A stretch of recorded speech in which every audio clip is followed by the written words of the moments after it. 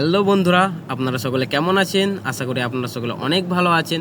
15 minute আগে আমি এখানে একটা জাল পেতে গেছি, তাই আমি আমার সাবমারিনটাকে নিয়ে চলে এসেছি আমার সেই জালটাকে চেক করতে। চলো আমরা সেই জালটাকে চেক করে নেব। আমি সেই জালটাকে চেক করে নেব, আপনারা ভিডিওটা দেখতে থাকুন। চলো জালটা চাগিয়ে দেখি। ও মাই গড, আমি তো ভাবতেই পারিনি আমার জালে এতগুলো মাছ আটকে যাবে। 15 মিনিটের মধ্যে দেখতে পাচ্ছেন বন্ধুরা, আমার এই জালে এতগুলো মাছ আটকেছে। চলো পুরো জালটা আমি চেক করবো একবার, কতগুলো মাছ আটকেছে দেখি। জালটা দৃশ্য দেখতে পাচ্ছেন ভাই তোমরা? ভাই মাছে একটা ঘায়ও বাদ নেই, প্রতিটা ফাঁকে ফাঁকে মাছ আটকেছে। এখানে তো আমার মনে হচ্ছে একটা পাঁকাল মাছ আটকেছে। পাঁকাল মাছের জালটা পুরো ল্যাতা করে দিয়েছে। চলো আগে দেখি, আগে কতগুলো মাছ আটকেছে দেখা যাক। আমি ভাবতেও পারিনি যে 15 মিনিটের মধ্যে এতগুলো মাছ পড়বে এই জালের মধ্যে। ওহ, এখানে আবার জালটা ঘাসে আটকে গেছে। জালটা হালকা ছিঁড়ে গেল বন্ধুরা, জালটা ঘাসটা ছাড়া থেকে জালটা ছিঁড়ে গেছে হালকাসা। চলো আগে দেখি। এখানে তো আবার মাছে পুরো ব্যার মেরে দিয়েছে, জালের গাছের সাথে ঘাসের সাথে মাছে পুরো ব্যার মেরে দিয়েছে। ভাই 15 মিনিটের মধ্যে যদি এতগুলো মাছ পড়ে, তাহলে আর কিছুক্ষণ যদি জালটা থাকতো তাহলে জাল পুরো ভর্তি হয়ে যেত। 15 মিনিটের মধ্যে দেখতে পাচ্ছেন জাল পুরো ভর্তি হয়ে গেছে, একটা ঘায়েও বাদ নেই, এত পরিমাণে পুঁটি মাছ আটকেছে জালের মধ্যে। চলো পুরো জালটা চেক করব আমরা। পুরো জালটা চেক করার পর জাল থেকে সমস্ত মাছ আমরা আলাদা করব, জাল থেকে মাছগুলো ছাড়িয়ে নেব। ছাড়ানোর পর আমরা টোটাল দেখব কতগুলো মাছ হচ্ছে আমাদের জালে।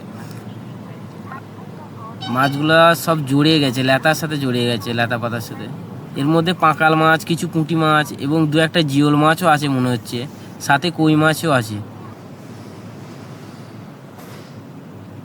মাছগুলো এমনভাবে আটকেছে, মাছগুলো লতা পাতার সাথে পুরো জড়িয়ে গেছে।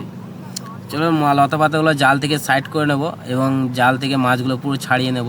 তো প্রথমে পুরো জালটাকে চেক করে নিই আমরা, কতগুলো মাছ পড়েছে। দেখতে পাচ্ছেন কত পরিমাণে মাছ আটকেছে এই জালের মধ্যে। ভাই আমি তো পুরো অবাক হয়ে গেছি। দেখতে পাচ্ছেন 15 মিনিটের মধ্যে এতগুলো মাছ পড়েছে।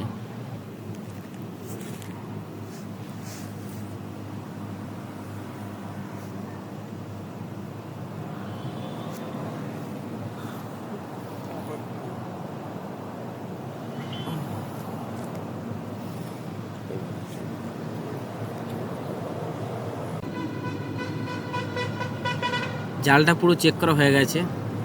দেখি এবার জালে মাছগুলো সব ছাড়িয়ে নেব, জাল থেকে মাছগুলো আলাদা করে নেব। একে একে সমস্ত মাছ আলাদা করে নেব জাল থেকে। আর আমার এই সাবমারিনটাকে আমি আমার হাতের সাথে ভালোভাবে আটকে নেব, তাকে আমার সাবমারিনটা দূরে না চলে যায়। মাছগুলো একটা একটা করে ছাড়িয়ে আমার সাবমারিনের মধ্যে রাখবো।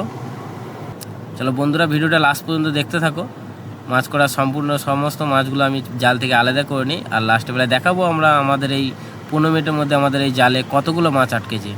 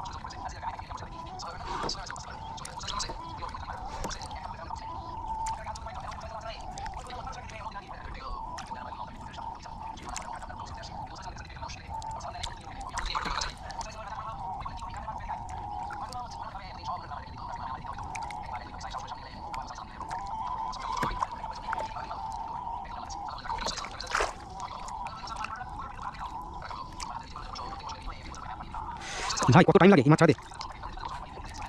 এই বিশাল হয়েছে বড় ভাইটা। আমি কষ্ট করে বানাইছি। ভিডিওটা লাইক করুন। এই দিছি।